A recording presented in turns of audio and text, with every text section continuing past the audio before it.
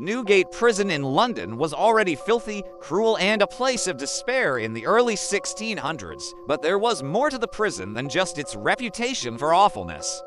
Within its dank, crumbling walls, something evil stirred.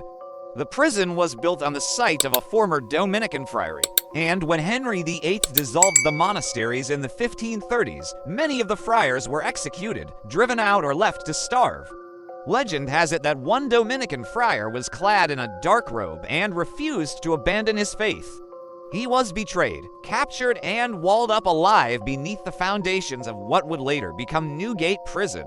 By the 1600s, prisoners and jailers swore that the ghost of this friar, or at least some dark presence, walked the prison corridors.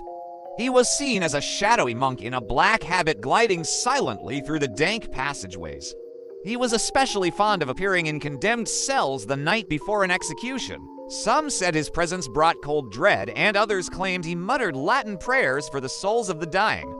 But the most terrifying accounts insist that he wasn't a comforting spirit at all, but a dark omen. If the Black Friar appeared, it meant death was certain.